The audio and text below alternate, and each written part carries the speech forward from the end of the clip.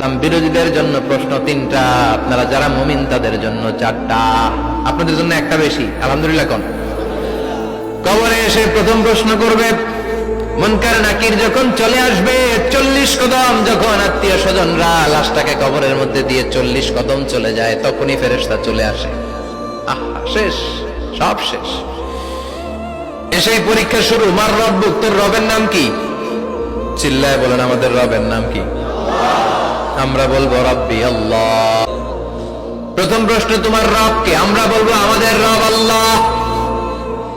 দ্বিতীয় প্রশ্ন, ওমা দীনু, তোমার ধর্মের নাম কি? আমরা কি বলবো? তৃতীয় প্রশ্ন, বিশ্বনবীর চেহারা দেখিয়ে বলা হবে আতারিফু হাদার রাজুল, এই লোকটারে চিনো নাকি? আমরা বলবো চিনি, আমাদের প্রাণের নবী। ঠিক কি না?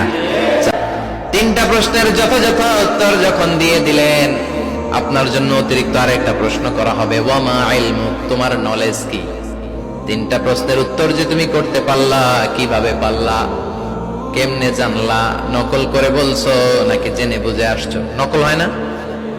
এখন তো পরীক্ষা চলতেছে বোধহয়। কি পরীক্ষা? এসএসসি পরীক্ষা। নকল হয়? কৃষ্ণপুরে নকল নাই না? এখন মনে হয় এগুলো একটু কমছে। একটা সময় ছিল অনেক নকল হইতো। পাঞ্জাবের ভিতরে নকল, পকেটে নকল, টুপির ভিতরে নকল, মৌজার ভিতরেও নকল। এমনকি মেয়েরাও নকল করে পরীক্ষার হলে আসে না নাই? স্কেলের মধ্যে লিখে নিয়ে যায়, হাতের মধ্যে লিখে নিয়ে যায়, ওড়নায় লিখে নিয়ে যায়, কাপড়ে লিখে নিয়ে যায়, আসে না নাই? ফেরেশতারা বলবে নকল করছো নাকি? কেমনে জানলা? 3টা প্রশ্নের উত্তর তুমি কেমনে বললা?